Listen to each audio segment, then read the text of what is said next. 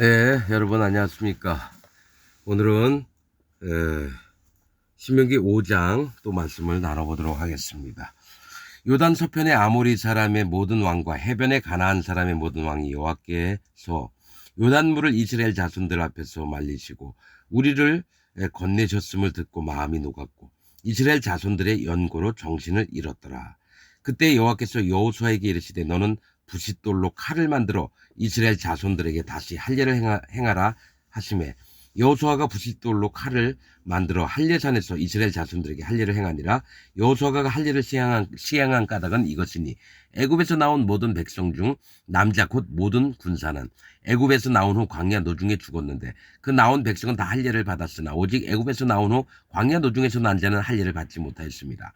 이스라엘 자손들이 여호와의 말씀을 청종치 아니하므로 여호와께서 그들에게 대하여 맹세하여 하사 그들의 열조에게 맹세하여 우리에게 주마하신 땅 곧 젖과 꿀이 흐르는 땅을 그들로 보지 못하게 하리라 하시며 애굽에서 나온 족속 곧 군사들이 다 멸절하기까지 40년 동안을 광야에서 행하였더니 그들의 대를 잇게 하신 이 자손에게 여호수아가 할례를 행하였으니 길에서는 그들에게 할례를 행치 못하였으므로 할례 없는 자가 되었음이더라.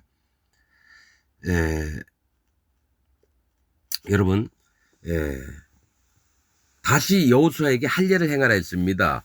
애굽에 있을 때도 할례를 했지만은 할례를 받은 자들은 40년 동안 여호와 하나님을 할례가 뭐냐면 사실 구원받는 기초입니다. 시작입니다.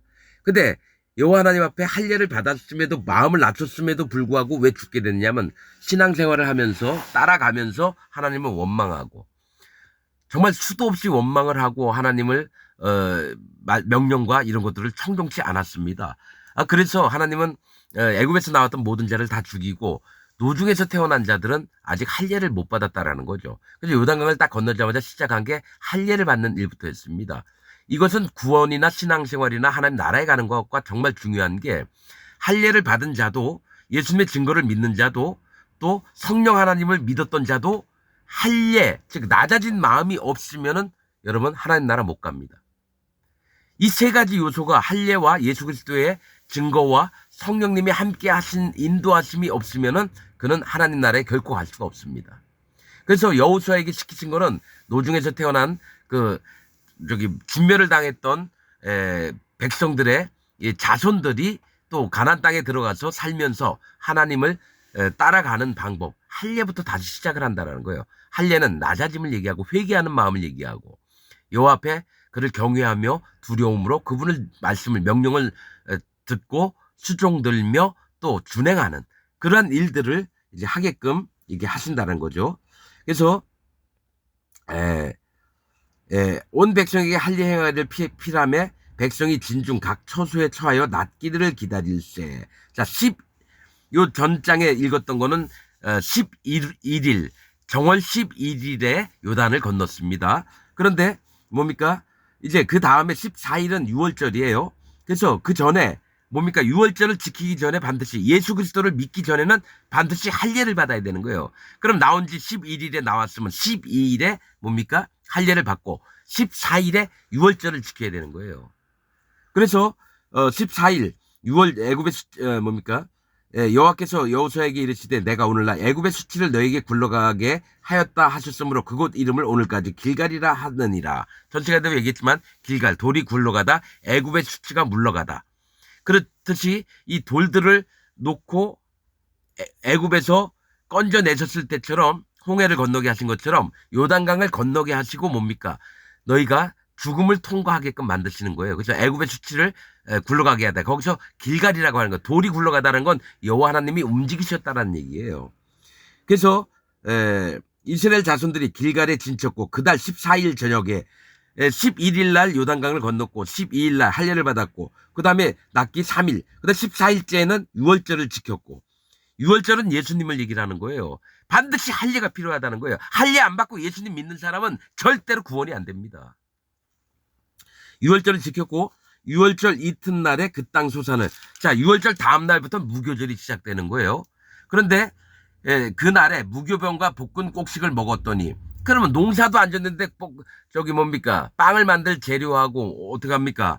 볶은 곡식 어디서 나오나? 가나안 땅 들어가서 그 땅에 있는 뭡니까? 음식을 이렇게 얻어서 무교병을 만들고 볶은 꼭식을 먹었어요. 그 땅 소산을 먹은 다음 날에 만나가 그쳤으니 이스라엘 사람들이 다시는 만나를 얻지 못하였고 그 해에 가나안 땅의 열매를 먹었더라. 40년 동안을 하나님이 하늘에서 만나를 내려주셨는데 이제 유월절 딱 지키고 무교절 딱 들어가는 날 그 땅 가나안 땅 음식을 딱 먹는데 어떡합니까? 만나가 이제는 끝난 거예요. 만나가 이제는 이 이후로는 한 번도 하늘에서 안 내려옵니다. 이 만나는 이것은 무엇이냐라고 하는 뜻이에요. 진주 같고 가시 같고 또 흰설이 같고 기름에 볶은 이제 기름에 구운 과자 맛이 나고 이건 수도 없이 얘기했습니다. 이 만나의 의미에 대해서 이건 예수님 몸도 되고 뭡니까? 하나님의 말씀을 얘기를 하는 거예요. 눈에 안 보입니다. 가시. 간절함으로 찾는 자 외에는 만나지 못하고 자기 전 재산을 팔아야지 이 진주 같은 이 만나를 만나는 거고요. 또 흰설이 같다는 것은 하나님이 정하신 또 마음을 경외하면서 뭡니까? 눈에 보일 듯 말 듯한 하얀 것들, 휘어진 마음들, 하나님 앞에 거룩을 입은 마음을 얘기를 하는 거고요. 또 성령님이 구운 과자, 기름으로 해야지 이게 안 타요. 고운 가루가. 그래서 성령님이 함께 하셔서 내 낮아진 마음에 함께 움직이시는 거를 얘기해. 이게 만나는 우리가 먹는 양식이라는 건 뭡니까? 이게 구원의 하나님의 말씀을 또 이러한 말씀은 진리된 말씀을 너희가 어떻게 구원받는지 알려주시려고 만나를 내려주셨다는 거예요. 이제 만나가 끝났다라는 거죠. 가나안 땅에 있는 곡식을 먹었을 때. 13절 여호수아가 여리고에 가까웠을 때 눈을 들어본 즉 한 사람이 칼을 빼어 손에 들고 마주쳤는지라. 여호수아가 나아가서 그에게 묻되 너는 우리를 위하느냐 우리의 대적을 위하느냐. 그가 가로되 아니라 나는 여호와의 군대 장관으로서 이제 왔느니라. 여호수아가 땅에 엎드려 절하고 가로되 나의 주여 종에게 무슨 말씀을 하려 하시나이까. 여호와의 군대 장관이 여호수아에게 이르되 네 발에서 신을 벗으라. 네가 선 곳은 거룩하니라. 여호수아가 그대로 행하니라. 여러분 이제 여기가 5장까지입니다. 여러분 여호수아에게 하나님의 사자가 나타났습니다. 모세에게 나타났던 하나님처럼 여호수아에게도 똑같이 요구를 합니다. 네 발에 신을 벗으라. 네가 밟아 있는 곳, 네가 선 곳은 네 발에서 신을 벗으라. 네가 선 곳은 거룩하니라. 하나님이 이 가나안 땅을 거룩하게 하셨다라는 거예요. 그냥 여호수아가 거기 밟은 자리만 거룩한 게 아니라 이 가나안 땅을 거룩하게 만들어 놓으셨고 네가 거룩을 눈을 떠서 바라보라는 겁니다. 모세에게도 똑같이 얘기를 했다라는 거예요. 너가 이게 사실은 신의 발에 신을 벗는 건 할례의 마음과도 네가 여호와 하나님을 거룩히 하려면 그의 인도를 받으려면은 뭡니까? 네 발, 신. 네가 하나님의 거룩을 네 발로 밟고 느끼라고 하는 겁니다. 그런데 뭡니까? 또 이 신이 뭐냐면 내가 가고자 하는 곳이거든요. 하나님의 인도를 따라가느냐 아니면 사단마귀의 인도를 따라가느냐 이 세상의 인도를 따라가느냐 네 생각, 네 기준, 네 오름대로 인도함을 따라갈 건데 그래서 네 발에 신을 벗으라는 거예요. 네 생각, 네 오름, 네 기준 다 버리고 오직 여호와의 인도를 쫓아서 나를 따라. 그래서 칼을 들고 여호수아를 죽이려고 했던 거예요. 모세를 죽이려고 했던 것처럼. 그래서 하나님 앞에 구원을 받고 이런 하나님의 자녀가 되려고 하는 자들은 반드시 자기 발에 신을 벗어야 되는 겁니다. 내 생각, 내 오름, 내 기준 판단, 여태까지 배워왔던 모든 것들, 우리 교회에서 목사가 얘기했던 설교 내용들 전부 다 버려야 됩니다, 여러분.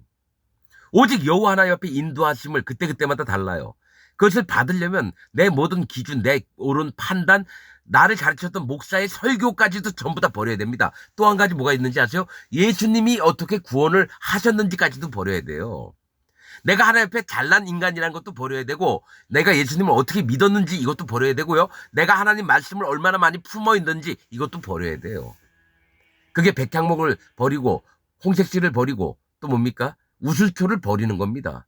문둥병자에게 가져왔다고 또 붉은 암송가지를 태웠던 것처럼 모든 신을 그래야지 하나님이 순수하게 하나님의 백성들을 인도할 수 있고 특히 하나님의 종된 사람들이 이런 마음을 가져야 되는 겁니다. 하나님이 네 백성을 인도하려면 네가 먼저 마음에 갖고 있는 모든 걸 다 버려라. 그럼 내가 너를 인도할게. 그래서 이런 부분들은 영적인 거기 때문에 아무나 이해가 안 됩니다. 아무리 설명해도 몰라요. 오직 성령이 있고 성령의 인도하심을 받는 자들만이 이런 부분에 마음으로 따라가고 그럴 수 있습니다, 여러분. 여러분들은 마음에 성령님이 계신가요? 진짜 마음에 할례를 받은 적이 있나요? 할례가 뭔지도 모르잖아요.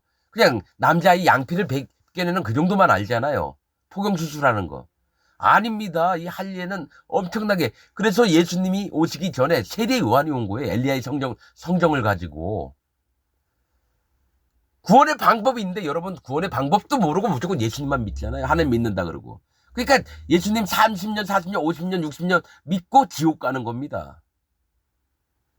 이거는 나는 충분히 경험을 했기 때문에 여러분에게 얘기를 하는 거예요. 한 번도 경험 안 해보고 한 얘기가 아니에요. 나는 44년 동안 믿었지만 나는 100% 지옥 갈 자였습니다. 여러분들보다 몇백 배 더 힘들게 하나님을 섬겼던 사람입니다. 죽을 힘을 다해서 섬겼었어요. 그러나 나는 100% 지옥 갈 인간이었습니다. 하는 말씀 보았을 때. 그럼 여러분은 어떤가요? 아시나요? 그래도 나는 천국 간다. 그래요. 그렇게 믿고 있다 지옥 가십시오. 구원이 뭐 간단한 건 줄 아십니까? 예수님 믿으면 다 구원받는 줄 아세요? 여러분 마음을 낮추시고 하나님의 진리의 말씀 가운데 들어오시기를 제발 부탁드립니다. 오늘 말씀 여기서 마치겠습니다.